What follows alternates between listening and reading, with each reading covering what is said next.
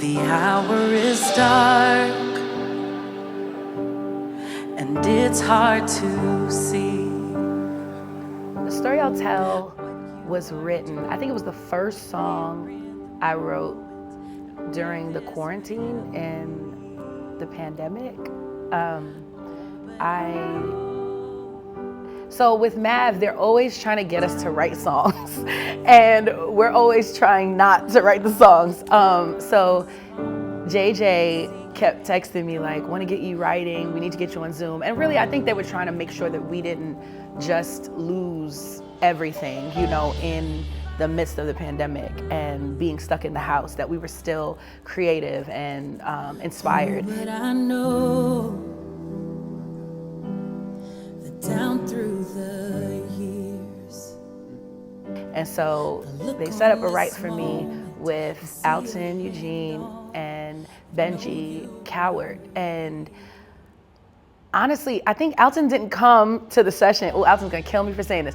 Alton did not come until like 2 hours later into the session. Maybe it was an hour, but you know, since he was late, I get to tell it my way. The story I'll tell. But yeah, like he came late and Benji and I were working on a song, and it started out as like, this is the day. Like it was kind of like, this is the day that the Lord has made. Like even though we're in the pandemic, like this is the day he's made and we're gonna like rejoice in it. And as we continued on, it just wasn't sticking. And so we decided to kind of shift gears. And I remember I had my guitar and I was just like, I hit that 5 and I just kept saying, I'll testify of the battles you've won. And it was like, you were my portion. And I'm like, ba-da-da-da-da-da. And Benji's like, oh, I think there's something to that. And I'm like, really? Like, it's just, I don't know. And I kept singing and it kind of got into that, oh, my God did not fail. And I was just like, kept singing that over. Oh, my God did not fail. Just kept singing it. And we were just like jamming out over Zoom. And he's like, that's the story I'll tell. Like we started like going back and forth and it just became. Singing, oh, my God did not fail. Oh, that's the story I'll tell. I remember singing it and feeling it deeply, like. And then I think I said, I know it as well, because I kept thinking of like, it is well with my soul. And so I'm like, I know it as well. Like I know at the end of it, like everything's gonna be okay. And then back to, that's the story I'll tell.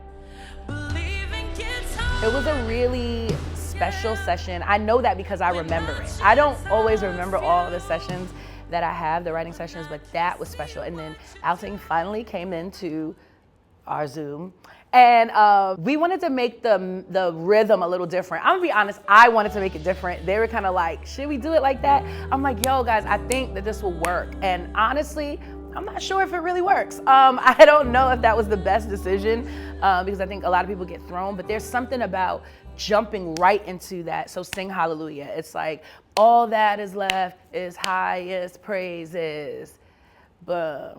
So sing hallelujah. Like it doesn't like last what the amount of time you think it would last, but it's like we got to get right into singing hallelujah, like, and just like worshiping him for who he is.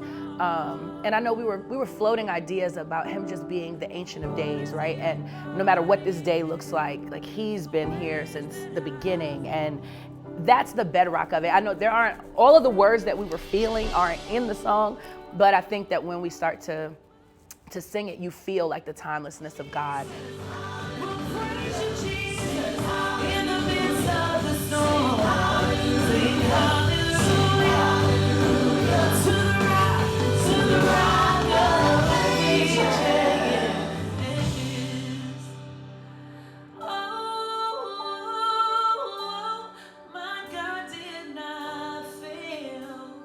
We recorded The Story I'll Tell in the middle of the pandemic when we weren't supposed to leave the house, right? And so our normal MAV recordings are full of people, but we only had probably about 7 people in the room. And it was just Aaron and I basically singing. Really, the people in the room weren't singing because they didn't know the song. And Aaron, as he normally did, he learned the song probably like 30 minutes before I sang it. And I even sang some of those words wrong. So there's like, sometimes like at the end of the song I sing it correctly, and I'll sing the song of the seas that we crossed, but the first time I said I'll testify because I didn't have the word, they were on the floor like looking. It was just a crazy moment, but that was such a stripped back version of the song, and I heard it a little differently, and I wanted to record it the way that I originally heard it. And if I'm honest, I'm still in love with the first one because I think it was just right as it was, and I think it was appropriate for the moment in which it was born. But I love this new version as well. I think there's it's good to hear people singing that's the story. Like, it's good to hear people singing it in the room together, and it's just,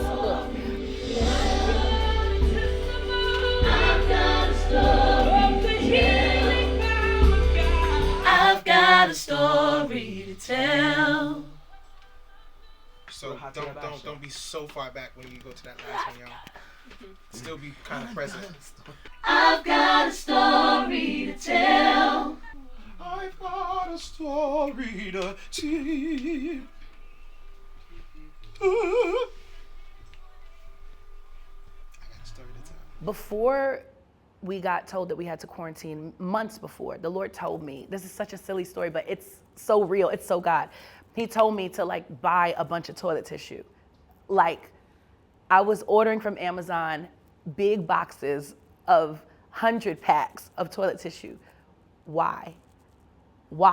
And the Lord was like, just get the toilet tissue. And so I'm like, okay, like we have a lot of bathrooms in our house and we have a lot of heinies that need to be cleaned, but it just didn't make sense. And so we had like a stockpile of toilet tissue. And I remember when everybody was running out and trying to make sure they had enough, the Lord was like reminding me, I prepared you for this. Y'all are gonna be okay.